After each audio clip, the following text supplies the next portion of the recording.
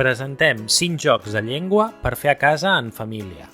Són jocs senzills que, com a molt, necessiten paper i llapis i poden oferir-nos estones molt entretingudes. L'eliminador és un joc sobre camps semàntics en què un àrbitre proposa una categoria i els jugadors, successivament, hi han de dir una paraula que hi formi part. Si un jugador triga a donar una resposta, repeteix una que ja s'hagi dit o proposa una paraula que l'àrbitre considera equivocada, queda eliminat.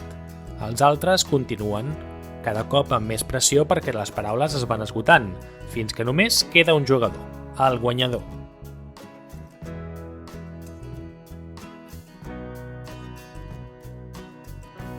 Els participants escriuen un conte que, cada minut o dos, canvia de mans. Quan un participant rep un conte, només en pot llegir l'última aportació i ha de continuar la història. Després d'una o dues rondes, segons el nombre i l'edat dels participants, cadascú conclou el conte que havia començat i li posa un títol. Finalment, totes les històries es llegeixen en veu alta i després, fins i tot, es poden il·lustrar.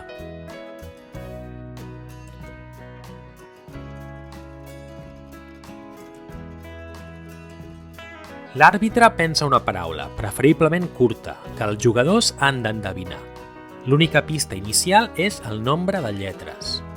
Per torns, els jugadors intenten esbrinar-la presentant possibles respostes. L'àrbitre els donarà les següents pistes. Si hi ha una lletra que coincideix amb la paraula misteriosa i es troba en la posició correcta, hi farà un quadrat al voltant. Si hi ha una lletra que hi coincideix però es troba en una posició incorrecta, l'encerclarà. El procés es repeteix amb noves paraules tants cops com calgui.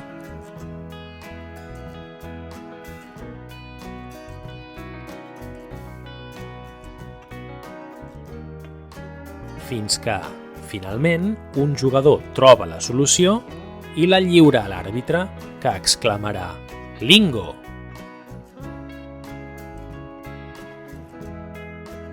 En aquest joc, els participants acorden un seguit de categories.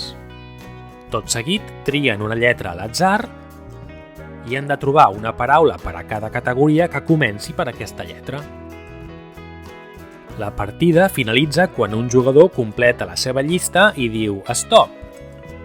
Cada resposta correcta es valorarà amb un punt i rebran un punt extra aquelles respostes que ningú més hagi donat. Després del recompte, el joc continua amb noves rondes utilitzant diferents lletres inicials. Obrim un diccionari per dues pàgines diferents i triem dues paraules a l'atzar. El repte és construir tants mots com sigui possible amb les lletres de les paraules seleccionades. El temps per fer-ho són 2 minuts. Al final, cada paraula obtinguda val un punt i, a més, la paraula més llarga guanyarà 2 punts extra.